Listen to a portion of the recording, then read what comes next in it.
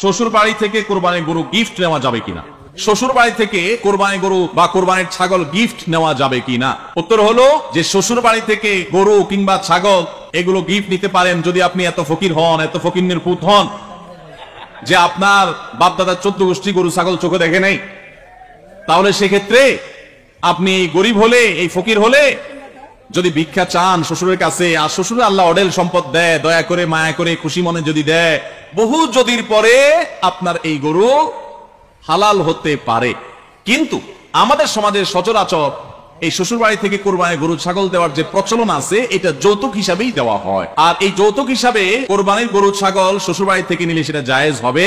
আপনি বলবেন হুজুর ফার্নিচার নেই নাই, মোটরসাইকেল নেই নাই, নগদ টাকা নেই নাই, তো আল্লাহর রাস্তায় আল্লাহকে খুশি করার জন্য বিসমিল্লাহ আল্লাহু আকবার বলে জবাই করার জন্য কোরবানির গরু নিছি ভাই, এটা কেন হারাম হবে? আমার প্রশ্ন হলো যে আপনি কোরবানির নিয়তে, কোরবানির উদ্দেশ্যে যদি গরু চুরি করেন সেটা কি হালাল হবে না হারাম হবে? নিয়ত কিন্তু ভালো, কোরবানি করবেন খালেস নিয়তে, এই জন্য করছেন কি গরু চুরি, হালাল হবে না হারাম হবে? কোরবানির নিয়তে গরু চুরি করা যেরকম হারাম, কোরবানির নিয়তে শ্বশুরবাড়ি থেকে যৌতুক নেওয়াটাও কি হারাম।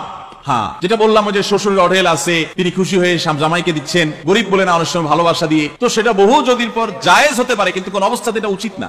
থাকলেও শ্বশুরের দেওয়া উচিত না। কেন দেওয়া উচিত না? কারণ এটা রীতিমতো একটা প্রতিষ্ঠিত যৌতুকে পরিণত হয়েছে। আপনি যখন দিবেন, সমাজে একজন গরিব বাবা তিনি দিতে পারবেন না, তখন তিনি সুদে টাকা নিয়ে হলেও মেয়ের মুখ রক্ষা করার জন্য দিবেন। যে সমস্ত ফ্যামিলিতে ছেলের বউকে কোরবানির গরু, কোরবানির ছাগলের জন্য চাপ দেন, আপনার জীবনে গোশত এত কম খাইছেন, এত গরিব মানুষ আপনি।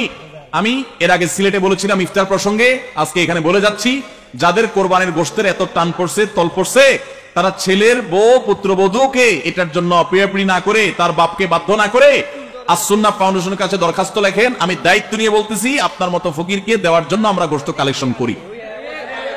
প্রতি বছর আমরা শত শত গরু ছাগল সারা দেশে জবাই করি। আপনাদের এই চট্টগ্রামে, সাতকানিয়াতেও আমাদের গরু ছাগল জবাই হয়।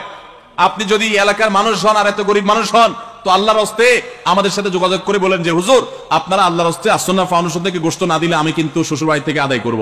তাহলে আপনাকে আমরা ঠিকই গোশত দেব ইনশাআল্লাহ। তাহলে আল্লাহর হস্তে ভিক্ষা করবেন, সেটা অনেক বেশি আপনার তুলনামূলকভাবে উত্তম হবে শ্বশুরবাড়ি থেকে যৌতুক নিয়ে গরু ছাগল কোরবানি দেওয়ার চাইতে। আল্লাহ তাআলা আমাদেরকে বুঝার তৌফিক দান করুন। এই যৌতুকের বিরুদ্ধে আমাদের সংগ্রাম করতে হবে। অনেক ফ্যামিলিতে আছে বলে যে আসলে আমরা তো চাই নাই, আমার শ্বশুরবাড়ি থেকে বা আমার ব্যয় হিসাব খুশি হয়ে দিচ্ছেন, জোর করে দিচ্ছেন, আমি নিতে চাই নাই। ভাই, এখন এমন একটা সময় আমরা আসছি, এখন ঘুষ আর যৌতুক এই দুই জিনিস সবাই খুশি হয়ে দেয়। বুঝেন নাই কথা? ঘুষ আর যৌতুক এই দুইটা মানুষ কি হয়ে দেয়? খুশি মনে দেয়। কারণ বেজার মনে যদি দেয় তাহলে তো খবর আছে। বুঝেন নাই? আমি কয়দিন আগে মক্কায় আমাদেরকে এক ভাই, এই চট্টগ্রামেরই সম্ভবত এক ভাই আমাকে বললেন যে আমাদের ওই যে একটা বক্তব্য ছিল সিলেটের, যে কারোর যদি এত ইফতারের টান থাকে তো শ্বশুরবাড়িতে অর্থাৎ মেয়ের বাবার বাড়িতে ইফতার না চেয়ে আস-সুন্নাহ ফাউন্ডেশনের কাছে ইফতার চান। এই কথা কেউ কোনোভাবে লিখছে, সেটা ইমো বা এরকম কোন জায়গাতে